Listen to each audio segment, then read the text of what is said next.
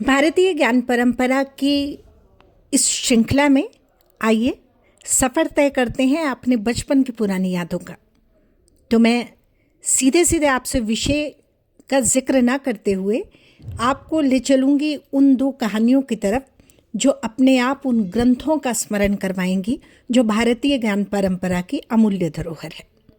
तो पहली कहानी जो मैं आपको सुनाने वाली हूँ वो है सिंह और चतुर खरगोश की। एक जंगल में क्रूर सिंह रोज जानवरों को मारा करता था। जानवरों ने रोज एक जानवर को भेजने का निर्णय किया और एक दिन जब खरगोश की बारी आई तो उसने अपनी चालाकी से सिंह को कुएं में उसकी परछाई दिखाकर छल किया और सिंह ने परछाई में दूसरा सिंह देखकर उसे अपना शत्रु समझा और कुएं में कूद गया और मर गया। तो ये कहानी हमें ये शिक्षा परोस कर गई कि बुद्धि बल से श्रेष्ठ होती है। अब बात करते हैं दूसरी कहानी की, बहुत ही संक्षिप्त में, कोआ और सांप। एक पेड़ पर रहने वाले कोए के अंडों को हर बार एक सांप खा जाता था।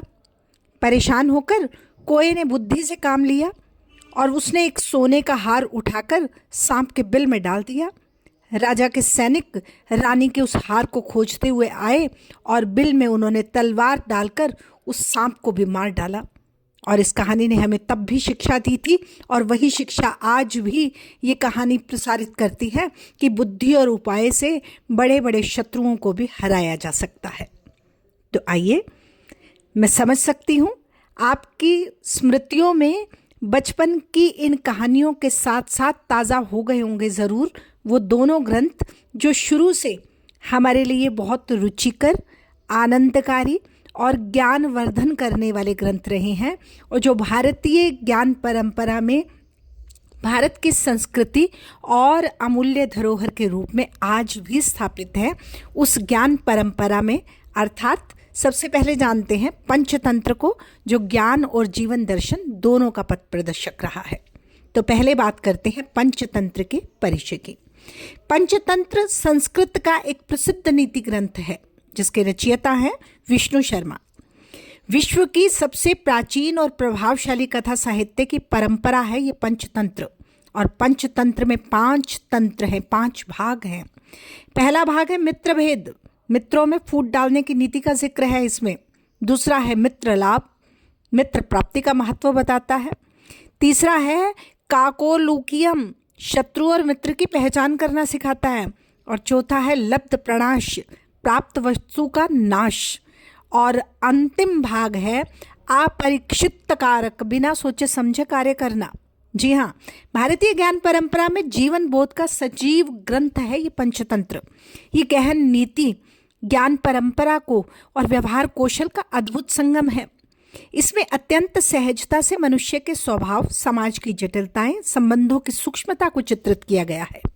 पंचतंत्र की कहानियां समय और स्थान की सीमाओं को लांघकर आज भी उतनी ही प्रासंगिक प्रतीत होती हैं। वो मनोरंजन के साथ साथ भीतरी विवेक को जगाती हैं, चातुर्य का प्रदान करती हैं, नैतिक चेतना का संचार करती हैं। पंचतंत्र का वैश्विक प्रभाव इतना बड़ा है कि उसका अनुवाद अरबी में, फारसी में, लैटिन में, अंग्रेजी में और भी अनेकों भाषाओं में हुआ है। इसने विश्व साहित्य पर गहराई से प्रभावित किया और गहराई से अपने प्रभाव को पूरे विश्व के हृदय पटल पर अंकित किया है। आज भी ये बच्चों और बड़ों दोनों के लिए समान रूप से उपयोगी है। अब बात करते हैं इस रचना के उद्देश्य की। इस रचना का मूल उद्देश्य रहा है राजकुमारों को राजनीति, कूटनीति और व्यवहारिक ज्ञान सिखाना, जीवन में बुद्धिमत्ता और निर्णय क्षमता का विकास करना, सरल और रोचक कथाओं के माध्यम से समूचे समाज को शिक्षा प्रदान करना। ये पंचतंत्र पशु पक्षियों को पात्र बनाकर कथाएं कहता है और कथाएं इतनी रोचक, इतनी संवादात्मक और इतनी शिक्षाप्रद है कि कहानी के अंदर कहानी की शैली निकलकर सामने आती है और सब कथाएं नैतिक शिक्षा की ही होती हैं। सही मित्र का चयन करना सिखाती हैं।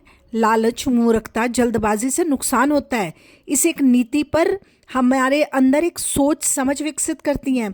कठिन परिस्थितियों में चतुराई और धैर्य से काम लेने की प्रेरणा देती हैं और जीवन में नीति और व्यवहार का संतुलन भी सिखाती हैं। पंचतंत्र में राजनीति और कूटनीति का भी ज्ञान है। राज्य संचालन और राजधर्म की शिक्षा मिलती है। शत्रु से निपटने के उपाय और रणनीतियाँ भी बताती है।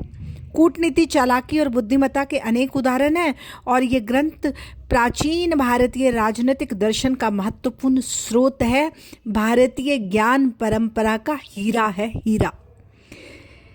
आज भी विद्यालयों में नैतिक शिक्षा के रूप में ये पढ़ाया जाता रहा है। तो निष्कर्षतः है पंचतंत्र के बारे में इतना जान लेना और स्मरण करना, क्योंकि हम सभी का बचपन उन कहानियों से होकर गुजरा है। तो मैं इतना ही कहना चाहूँगी कि पंचतंत्र भारतीय ज्ञान परंपरा का अमूल्य रत्न है। ये इस केवल कहानियाँ नहीं हैं, बल्कि पूरा का पूरा जीवन दर्शन है, जीवन का व्यवहारिक ज्ञान है। ये कहानियाँ हमारी मार्गदर्शक हैं। ये हमारे लिए ऐसी शिक्षाएं प्रस्तुत करती हैं जो मनुष्य के जीवन में तब भी और आज इतना लंबा समय गुजर जाने के बाद आज भी समाज की तमाम जटिलताओं, विद्रूपताओं और परिस्थितियों को देखते हो आज भी प्रासंगिक है। ये एक ऐसा ग्रंथ है जो सरल कथाओं के माध्यम से गहरी नीति और ज्ञान प्रदान करता है और मनुष्य को बुद्धिमान और व्यवहारिक बनने की प्रेरणा देता है। ये पंचतंत्र भारतीय नीतिशास्त्र और लोकशास्त्र का महत्वपूर्ण स्रोत है। ये धर्म, अर्थ, व्यवहारिक जीवन में सिद्धांतों को सरल बनाकर प्रस्तुत करता है, हमारे अंदर बुद्धि, चातुर्य और विवेक को उत्पन्न करता है और भारतीय संस्कृति के व्यवहारिक ज्ञान का तो मानो ये दर्पण ही है। ठीक इसी के साथ मैं स्मरण करवाना चाहूँगी हितोपदेश का, और हितोपदेश का अर्थ है हित का उपदेश। हाँ जी हाँ, आपकी स्मृतियों में जो छोटी छोटी कहानियाँ उभर कर आ रही हैं, जिन्हें बचपन में हमने सुना, समझा, जो हमारे बचपन की साक्षी रही और बचपन में जिन कहानियों के पात्रों के हम साक्षी रहे, अब बात करते हैं हितोपदेश पर। हितोपदेश नीति, नैतिकता और व्यवहारिकता तीनों का संगम है।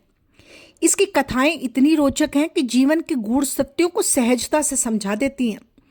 मनुष्य का स्वभाव, मित्रता, शत्रुता, निर्णय करने की क्षमता, इन सब का सूक्ष्म विश्लेषण करना सिखाती हैं।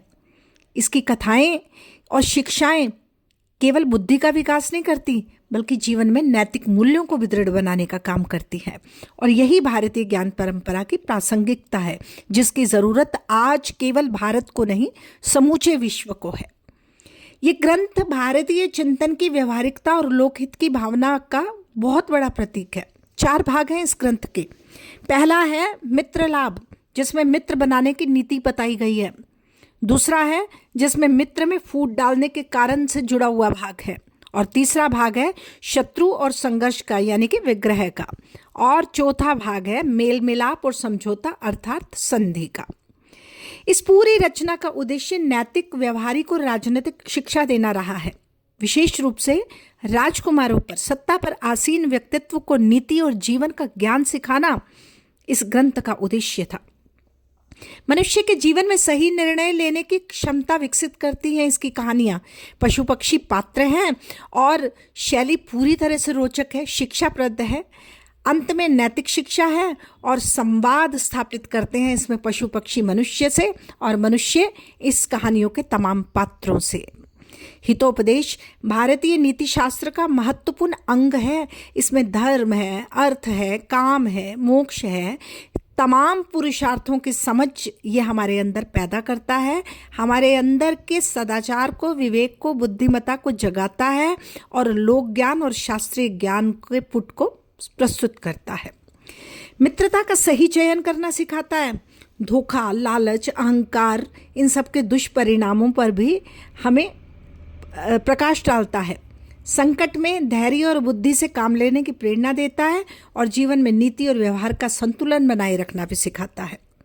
इसके अंदर छिपी हुई राजनीति और कूटनीति हमें बताती है कि राजधर्म और राज्य का संचालन किस प्रकार होना चाहिए, शत्रु और मित्र की पहचान कैसी होनी चाहिए, चालाकी और रणनीति के उदाहरण क्या है। ये तमाम चीज़ों पर इतना प्रकाश डालता है कि मानो बाल्यकाल से ही किसी व्यक्ति के व्यक्तित्व के गठन में ये पूरी पूरी भूमिका निभाता है। और सार्वभौमिकता तो हितोपदेश की इतनी है कि ये केवल भारत तक नहीं, बल्कि बहुत सारी भाषाओं में अनुवाद होकर पूरे विश्व भर में ये प्रसिद्ध है, क्योंकि इसकी शिक्षाएं समकालीन जीवन में भी प्रासंगिक है। वर्तमान में जिस समय से होकर हम गुजर रहे हैं, जिस तरह से देश एक दूसरे से उलझ रहे हैं, एक दूसरे के अधिकारों पर अधिकार स्थापित करने की जो सत्ता लालसा, जो सत्ता लोलुपता इस युद्ध के तह से निकलकर सामने आ रही है, इन तमाम परिस्थितियों में ये पूरे विश्व को एक सुंदर संदेश देने वाला ग्रंथ है। बच्चे और युवा दोनों के लिए बहुत ही महत्वपूर्ण है। तो कहा जा सकता है हितोपदेश भारतीय ज्ञान परंपरा का बहुत बहुत बहुत अमूल्य ग्रंथ है। इसमें केवल कहानियाँ नहीं हैं, जीवन जीने की कला है। और ये कला इतनी प्रासंगिक है, जितनी प्राचीन काल में थी उतनी आज। इसमें भारतीय संस्कृति, नीति, जीवन दर्शन सब कुछ है, मनोरंजन भी है, गहन शिक्षाएं भी हैं और मनुष्य को सही मार्ग पर चलने और चलने के लिए प्रेरित करने की प्रेरणा भी है। धन्यवाद।